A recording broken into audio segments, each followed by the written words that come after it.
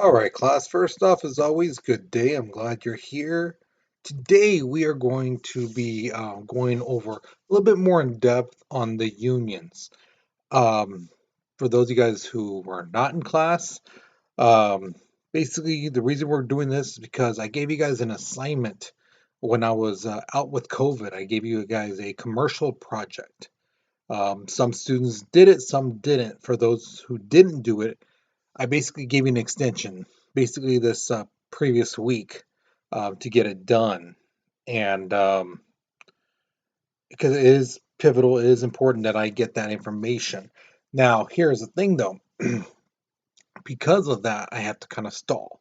So I brought out this old lesson to kind of give that stall.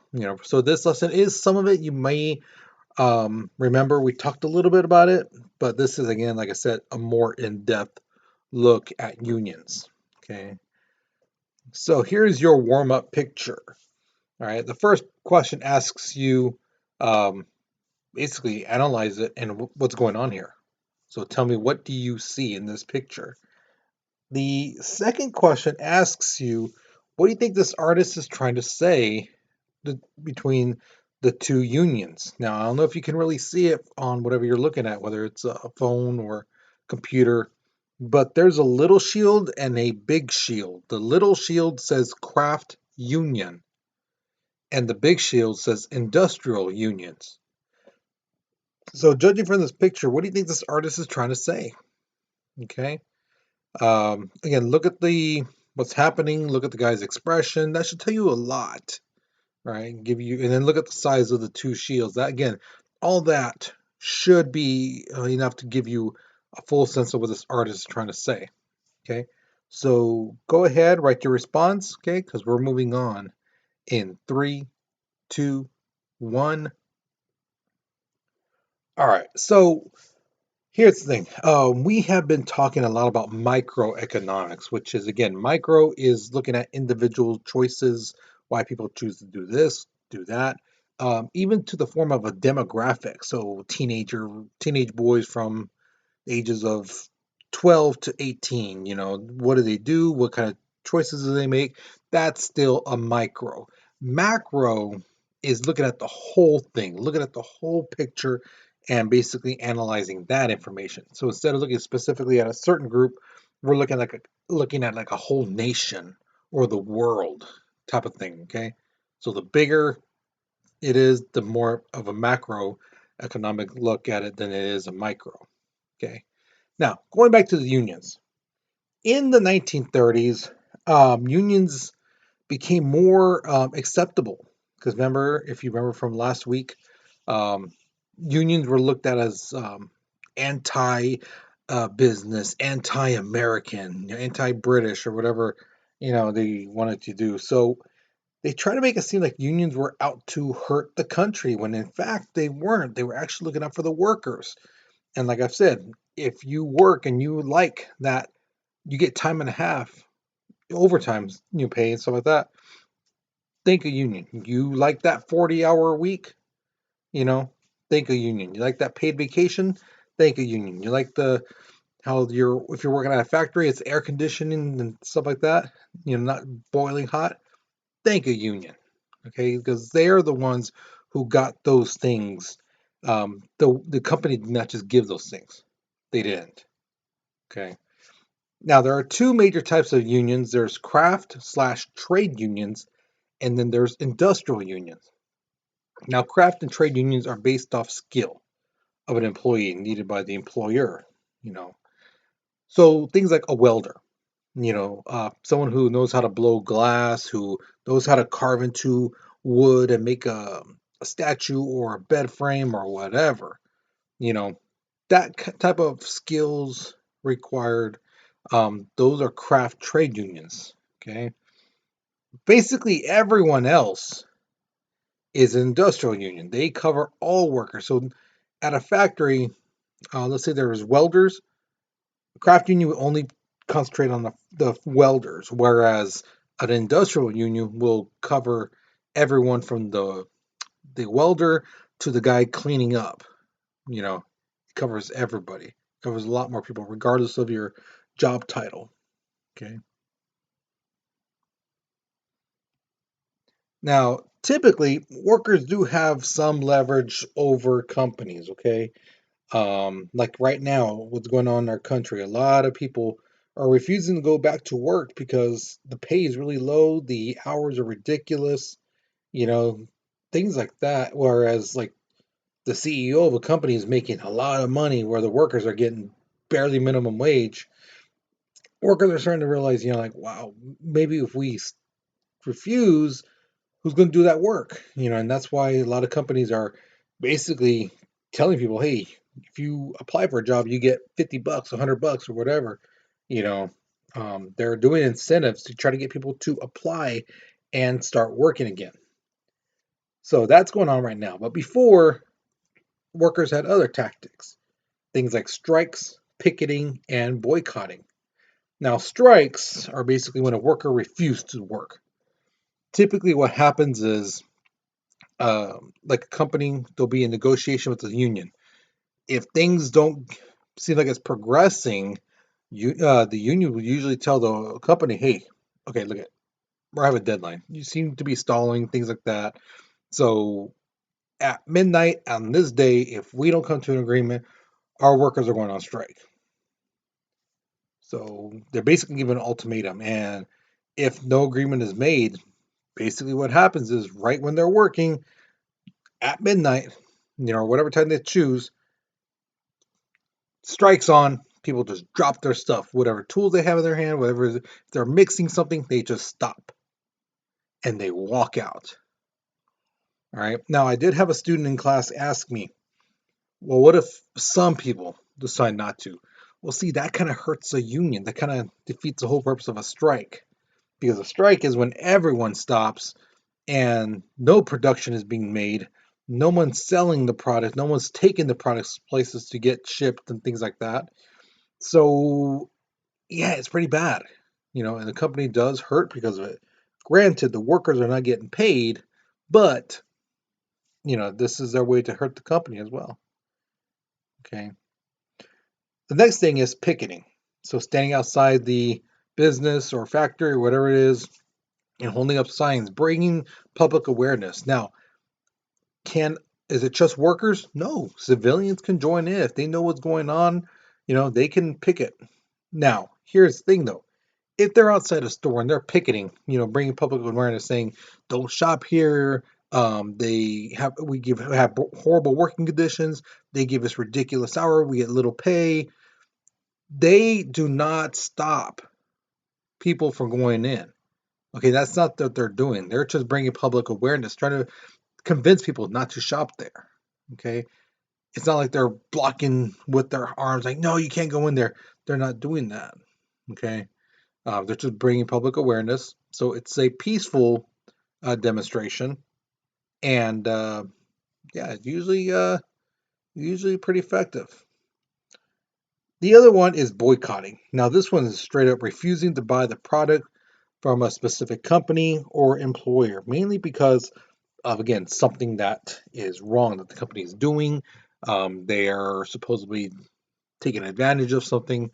One of the most effective boycotts was in the Montgomery boycott of the bus rides. If you know the story of Rosa Parks, she refused to stand up to give her seat to a white woman to go in the back, and she got thrown in jail. Martin Luther King says, "Hey, 80%, I believe, I'm almost positive, like 80% of the total people who ride the bus in Montgomery, Alabama, are African American. So we're not going to ride it." So he's telling people, walk to work, carpool, something, but don't get on the bus. And for like a year and a half, nobody rode the bus. Now, the thing is, people just say, well, just don't drive the buses, have much buses, and you'll be fine.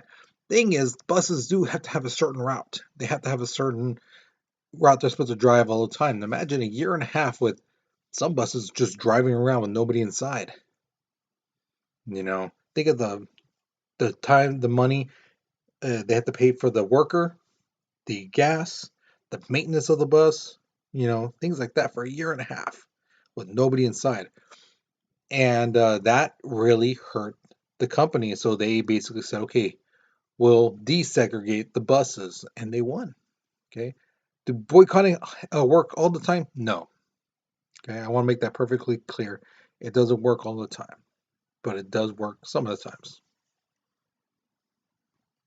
All right, so here's your first question. Of the three tactics, striking, picketing, boycotting, which one do you think is the most effective to hurt a company or business, and why? So use reasoning, use logic, and break it down. Tell me why you picked whichever one. Striking, picketing, boycotting. Why did you pick that one? Okay. Be sure to explain it. All right. So pause the video, write your responses because we're moving on in three, two, one. All right. So some legislation still exists from the 1930s to actually help out American workers in labor disputes and negotiations over contracts with the companies. Okay. So here's three of them. One is from 1935. It's the National Labor Relations Act, the NLRA. This allows union to represent workers when it comes to negotiations. So let's say workers and management are having an issue. Basically, the workers can have the union there, and then some workers, and then they'll sit there and discuss what's going on, come to a deal, things like that. Whereas before this, unions weren't allowed to represent workers. Again, they were seen as like you're trying to hurt American business, but then again, they did that mainly because they know the unions would know what other companies are giving their workers. Another one is in 1935, the National Labor Relations Board. This is the NLRB. Okay, their job is to police companies to make sure that workers aren't being mistreated by the company. So they would go into a factory and see, like, man, is it hot? Is it like like no air conditioning, no ventilation, no nothing? They would get them on for that. If some workers, if they didn't, have the equipment they needed, they were basically told, oh, no, you have to rent it out from us. That would be like, no, no, no, you're supposed to provide that kind of stuff for your workers. They do that kind of stuff. Make sure that the workers are mistreated. Also, they make sure that union elections are fair. Right? They're making sure that that the unions are taking advantage of the workers and that no shady people are like constantly staying in power, type of thing. They're making sure that the elections are fair, they are done well, and that no one person is like controlling the whole union forever and a day. The last one is one I really like was 1938, the Fair Labor Standard Act. This fixed the minimum wage, the federal minimum wage for workers. It provided things like time and a half, overtime. So most places it's 40 hours, and anytime after that, if you work, you get time and a half. That's your overtime pay. Also, again, because I have a soft part of my heart for kids, this ended child labor. Basically, the law says a child is anyone younger than the age of 16. I don't care if you're 15 years old, 364 days, you cannot get a job. Okay, you have to be 16 or older. All right. So if you see in this picture, as one student said in class, is he wearing a shirt? It's like, no, that's his chest. When he was in the mine, he had that always buttoned up. That's coal. That's on the kid's face. Okay, so you're gonna tell me that that kid doesn't have coal in his lungs? Look at his nostrils; it's all pitch black. And that's the thing where they got the black lung. A lot of kids died from that. And those who made it to adult age, they never um, were able to breathe right because they had coal in their lungs. And coal, remember, coal is like little slivers of rock, and your lung is like sponge. So, a little piece of rock going through there, in and out, could cut that thing up pretty good. Um, Also, because I had a couple students ask, that thing on top of his head, that is basically like a Zippo lighter. All right, it's a lantern, but it's basically works like a lighter, one of those Zippos. Um, the canister that's basically cut top of his head right there, that contained the fuel. That little spout, it's a wick. All right, it's a piece of cloth in there that soaks up the kerosene. Sorry, just had a brain fart right there, and they just light it up. Okay. Thing was, there have been times, as you guys know, a flame doesn't point down ever. A flame never points down, always points up. It might tilt a little bit, but it always goes up. Sometimes, if the cap wasn't on tight and someone looked down, sometimes the fuel could have leaked out and caught fire, and the whole thing would catch on fire. So it was not the safest thing to have on. You know, so there you go. So here's your next question. What age do you personally feel is the youngest someone should be allowed to work? And why did you pick that age? All right, so if you picked 12, tell me why 12. If you say, you know, 18, why'd you pick 18? All right, so think about it. All right, now I know a lot of students in class were telling me, oh, it depends on the job. I'm saying overall. Okay, yes, I get it. A 12-year-old should not be with dynamite. Sorry for that alarm right now. There was an accident down the road earlier, so I guess that's the last car going out. But yeah, so tell me, overall, what is the youngest age someone should be? Okay, and again, like I said, I know it's easy to say, oh, it depends on the job. 12-year-olds should not be playing with dynamite. I get that, but overall, what age and why? Okay, so pause the video, write your response because we're moving on in three, two, one. All right. So when it comes to unions, there are four kinds of shops. Okay, and they all have certain requirements. Excuse me. The first shop is called the closed shop, and this one is no longer used anymore because you'll find out the end right now. An employer has to agree to only hire union members. This allows unions to determine who is to be hired and denied because based off the union membership. Like I said, this doesn't exist anymore thanks to the Taft-Hartley Act of 1947, mainly because they realized, wow, we give the unions way too much power with this. The unions basically decide who gets a job and who doesn't, not based off their skill, but rather, are you part of the union? Are you paying your dues? So this is where, yeah, I was seeing like, no, no, we can't have this.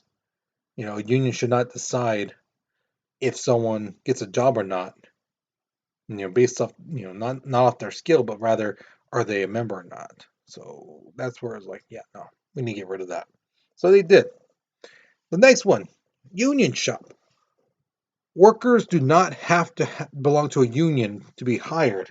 However, once they are hired, they need to join and remain a member as long as they have that job.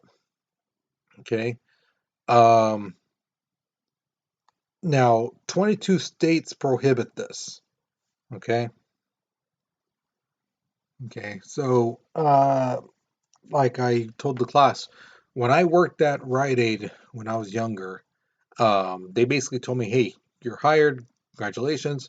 One thing is though, you do have to sign up with the union in 3 months or less, or else we're going to let you go." So I waited till the last minute and then I signed up. But yeah, eventually I did. So that is something that does happen. It still happens to this day. So when you sign up for a job, they may tell you that. Okay. The next shop is called the modified union shop. Workers do not have to belong to the union to be hired. And the thing is, they can't be made to join one to keep their job.